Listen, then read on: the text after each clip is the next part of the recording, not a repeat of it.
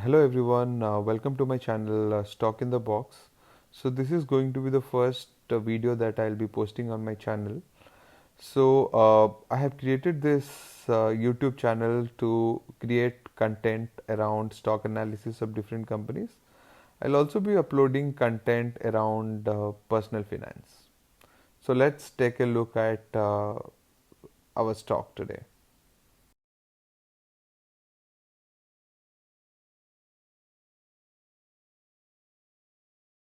Yeah, so we'll be looking into the stock Manappuram Finance Limited. So Manappuram Finance Limited is a non-banking finance company which provides finance services including gold loans, foreign exchange services and remittances.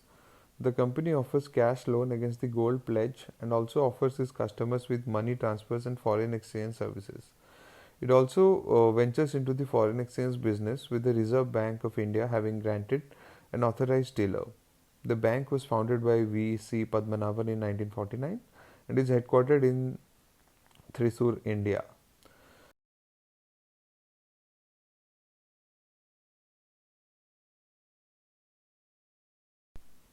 Okay, so let's take a look at the returns of this particular company. So the market capitalization of this stock of this company is around 16,000 crores, and the stock is currently trading at 195.45. The company has managed to deliver good profits of around 37.33% CAGR over the last 5 years, and company has also good return on equity track record of 3 years, and the ROE percentage is around 26.12%.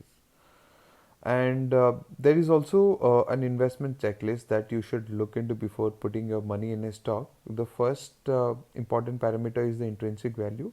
Since the current price is less than the intrinsic value, it's a pretty attractive stock, and one can go ahead and invest in this particular one. And the returns are also the stock has also been generating better returns on equity than the bank FDs, and the stock offers a good dividend return and a good time to consider as the stock is not in overbought zone, and also there are no red flags associated with this particular stock. So all the five key important metrics are green for this particular stock, which makes it pretty attractive.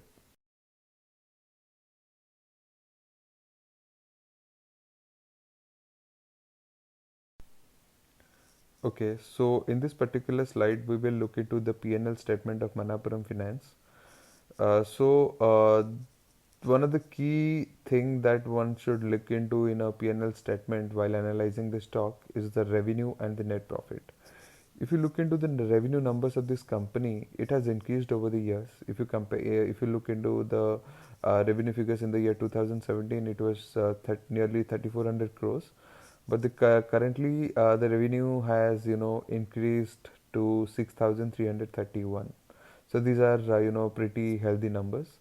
And the most important thing that you should look into before investing in a stock is a net profit. So if you look into the net profit in the year 2017, it was 756 crores, and today this is 1724. So nearly, if you compare the current net profits, this has multiplied by nearly 22.5 times if you compare that with the net profit in the year 2017.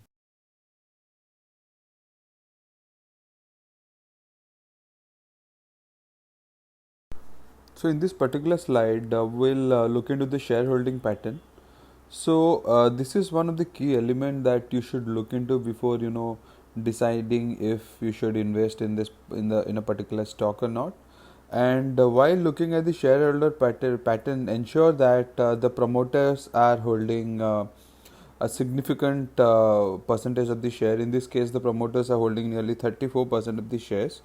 Similarly, FIIs and DIAs, who are the foreign and the domestic investors, they are also holding close to 45% of the shares, which is a pretty good number. And the public is holding close to 18%. Just have a look at this particular percentage. Ensure that the public is holding around 25-30% of the stock, ideally, not more than that. Yeah, so that's about it.